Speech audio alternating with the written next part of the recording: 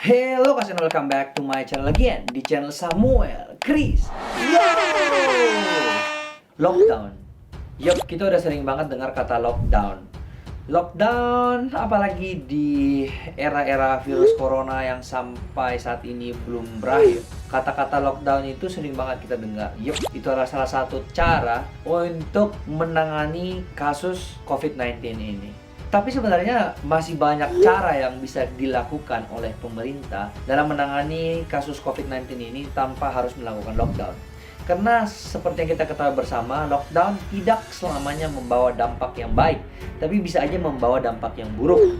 Kalau kalian sudah menonton video podcastku dengan salah satu supir ojol, dia itu bukannya nggak mau stay di rumah, tapi kalau misalnya dia stay di rumah, dia malah nggak bisa makan. Dia waktu itu ngomongnya daripada dia harus mati kelaparan, mendingan dia mati karena corona. Itu saking tragisnya guys, karena ya lockdown artinya orang nggak boleh keluar rumah. Dan apalagi kalau Indonesia ya, masih banyak orang-orang di luar sana yang ketika harus diadakan sistem lockdown ini, mereka itu yang ada bukan mati karena virus COVID-19 ini, tapi karena matinya itu karena kelaparan. Sama halnya yang menjadi sorotan saat ini adalah India. Negara India ini memiliki jumlah populasi penduduk terbanyak kedua di dunia setelah China. Dan mereka udah begitu takutnya dengan melihat perkembangan COVID-19 ini di belahan dunia yang lain. Akhirnya mereka menetapkan sistem lockdown di negaranya sendiri.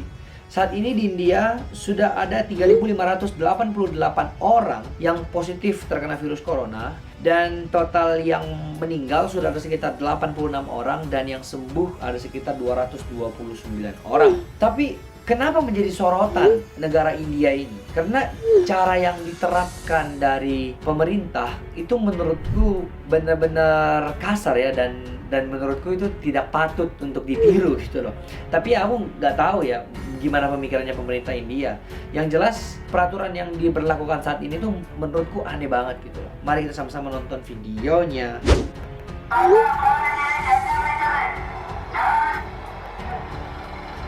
Oke, jadi kita bisa lihat bersama-sama di sini orang yang yang keluar di masa-masa lockdown ini akan dipukulin seperti ini.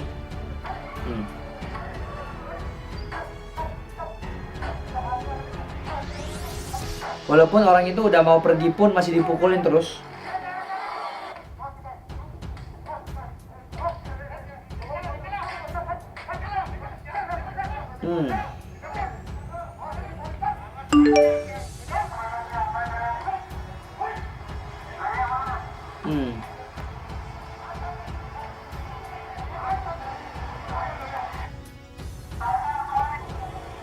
Dan dipukulinnya itu pakai balok kayu, ya kan? Nah, yang ini ada beberapa orang yang masih jualan di tengah jalan. Kita bisa lihat barang-barang pedagang-pedagangnya yang mau hidup, bertahan hidup itu dibalik semua gerobaknya.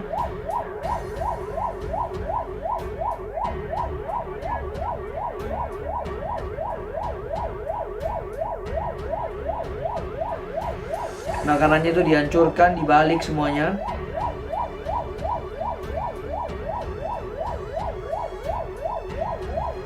Tuh dipukulin pakai kayu.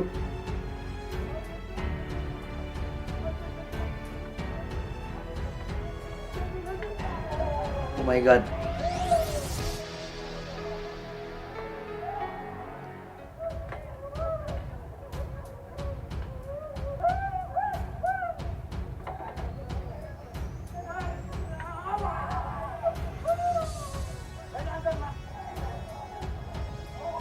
Bahkan kalau kita bisa melihat,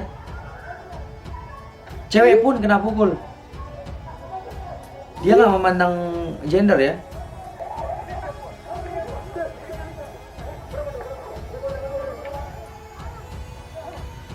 Oke, ada yang ditangkap juga nih. Oh, pada akhirnya ya mereka juga nggak terima gitu loh diginiin. Jadinya demo, ya kan, melawan aparat. Ada kericuan yang terjadi guys.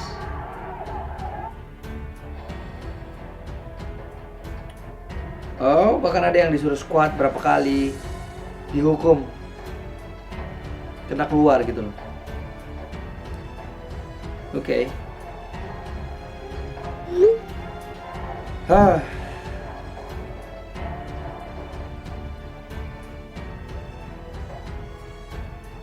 my god.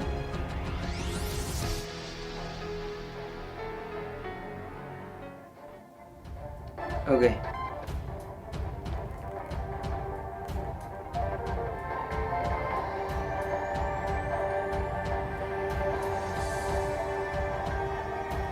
Oke. Aku akan stop sampai di sini dan aku nggak akan habisin videonya.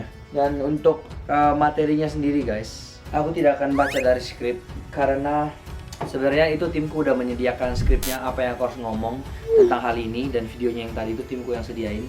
Tapi aku akan langsung ngomong tanpa skrip. Aku udah buang semua skripnya aja dan aku mau ngomong secara pribadi tentang video yang tadi ya. Menurutku pribadi, tadi itu tindakan yang benar-benar gak ada peri kemanusiaannya gitu loh. Oke lah, kalau misalnya mereka marah karena udah ada himbauan dari pemerintah bahwa nggak boleh keluar dari rumah, tapi masih banyak aja orang yang keluar dan masih ngeyel. Oke lah, jika itu yang membuat mereka marah.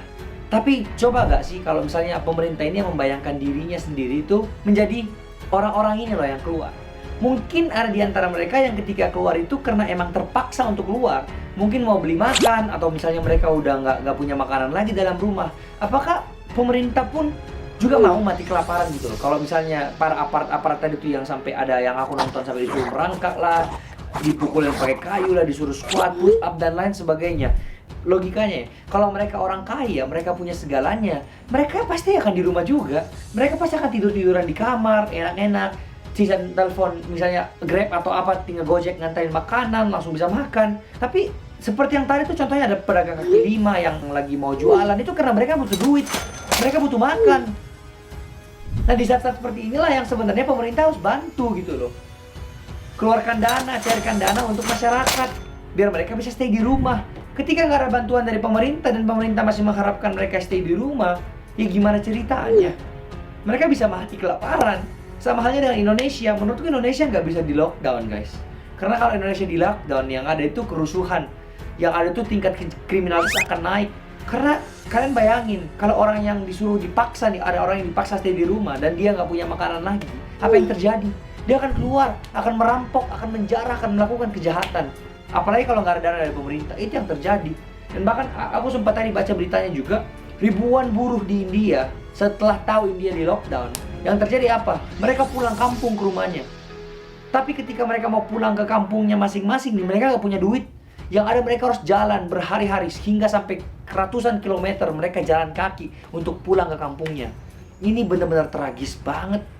Oke lah, aku ngerti gitu loh. Ini cara untuk mencegah dari penyebaran virus corona lebih lagi. Tapi kalau gini caranya benar-benar gak ada peri kemanusiaannya.